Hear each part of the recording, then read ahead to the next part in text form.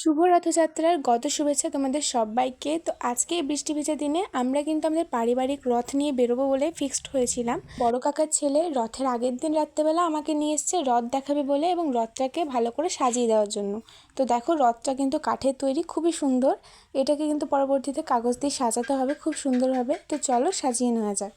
একটা লাল রঙের কাগজ নিয়ে রথটাকে পুরোটা কভার করে দিতে হবে। তো তার উপরে কিন্তু ফুল দিয়ে সাজাতে হবে। রথযাত্রার আগের দিন আমরা এতটা সাজাতে পেরেছিলাম, আর পরের দিন আমি পড়ার থেকে এসে ওরা আমাকে ডাকছে যে রথ আজকে দিদি তোমাকে সাজিয়ে দিতেই হবে। তো লাস্ট অবধি রথযাত্রার আগেই কিন্তু আমি রথটাকে সাজিয়ে দিতে পেরেছিলাম।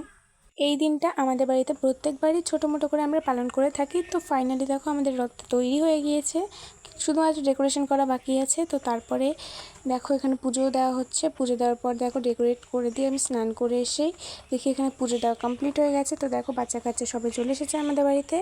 তারা কিন্তু রথ নিয়ে যাওয়ার এক্সাইটমেন্টে একদম পাগলই হয়ে গিয়েছে, কিন্তু তার মাঝখানে আবার চলে এসেছিলো বৃষ্টি। তো তার জন্য একটু লেট হয়েছে বেরোতে। তো দেখো ওখানে রথ নিয়ে ওরা বসেছিল। তো বৃষ্টি শেষ হতেই আমরা আবার বেরিয়ে পড়ি রথ নিয়ে।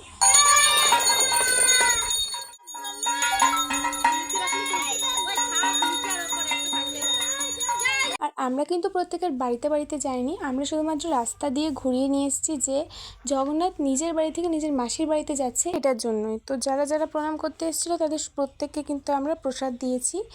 সঙ্গে সঙ্গে ছোটো ছোটো বাচ্চারা ছিল বলে প্রচুর মজা হয়েছে, কিন্তু আমরা বাড়ি আস্তে আস্তে বৃষ্টিতে ভিজে গিয়েছিলাম। আর এতটাই বৃষ্টি হয়েছে যে জগন্নাথ ঠাকুর নিয়ে বেরোনোর সময় এবং আসার সময় দুই সময় বৃষ্টি হয়েছে। আর তোমরা কারা কারা এরকমভাবে বৃষ্টিতে ভিজে জগন্নাথ ঠাকুর নিয়ে নিজের মাসির বাড়িতে গিয়েছিলে অবশ্যই আমাকে কমেন্টে জানিও।